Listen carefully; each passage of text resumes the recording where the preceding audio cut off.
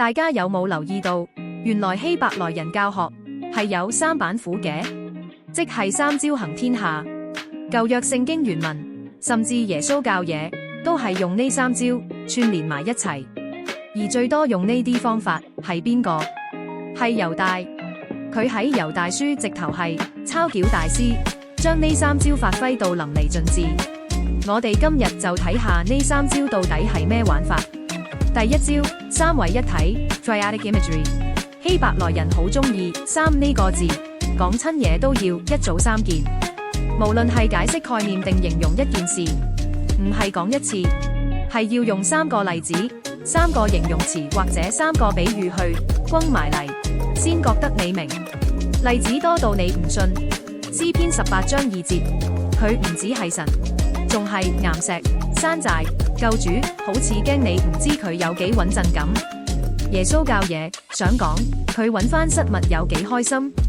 佢響路加福音15章，連發三炮、迷羊、失錢、浪子。約翰福音14章6節，最強自我介紹，我係道路、真理、生命。馬太福音7章7節，佢講緊神必定回覆，祈求、尋找、叩門。呢招叫做重要嘅嘢要講三次，但佢哋係用三個唔同角度去講，等你有個立體畫面。如果唔為意個故事或比喻係三位一體中嘅其中一個，就會錯誤了解咗個意思。第二招，神學超連結 Hyperlink Imagery。呢招仲勁，聖經入面有一堆關鍵字、圖像或者模式，你一見到嗰個字，就等於喺網上見到啲藍色底線嘅超連結 Hyperlink 咁。如果你唔 click 入去，回想翻個關鍵字響之前發生過啲咩事，之前係咩意思，你就會睇到一頭霧水，完全唔明佢講咩。有人數過，成本聖經呢類超連結有成63779次。有人仲將呢啲超連結畫咗幅圖，由左邊創世紀到右邊啟示錄，每個超連結按遠近以唔同顏色線連埋一齊，密到成條彩虹咁。就好似我哋上網睇文章，見到藍色標題就知可以撳入去睇另一篇嘢。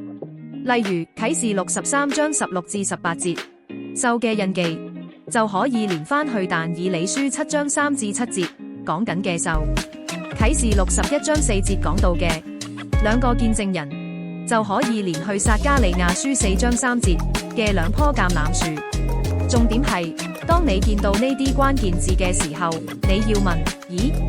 呢度之前有冇講過啲咩？有咩一樣？又有咩唔同咗？第三招，意象懶人包 Vision and Explanation。呢個係希伯來經文嘅固定模式，先俾個好圓嘅意象主角睇，睇到主角一頭霧水嗰陣，主角問神或者天使咩意思，之後神就會解釋個意象。例子，撒迦利亞見到兩棵橄欖樹響金燈台兩邊，天使解釋係講緊兩位受膏者侍立響全地嘅主嘅旁邊。又好似但以理睇見4隻巨獸，天使解釋世上要興起4個王。甚至到新約彼得見到成塊布都係污穢動物，聖靈直接解釋唔好諗咁多，你要去接納外邦人。結尾，點解要學呢啲？講咗咁耐，其實係想大家明白，猶大書根本就係呢三招嘅集大成。猶大喺呢卷短短嘅書信入面，完全抄足晒呢啲傳統希伯來教學手法。佢不斷用三位一體嘅排比，係咁掟啲超連結，叫你睇翻舊約啲衰人衰事，仲引用埋啲好圓嘅意象去鬧班假教師。所以我哋讀猶大書嗰陣，腦入面一定要有呢個希伯來教學手法。如果你唔識呢幾招，你只會覺得猶大講嘢好跳掣。但如果你識咗呢啲三板斧，你就會發現猶大其實係一個神學大師，佢用最傳統嘅教學方法去講一個最重要嘅警告。大家記住啦，讀猶大書唔係讀字，係要讀佢背後嗰啲三個一組嘅結構、超連結同埋意象啊。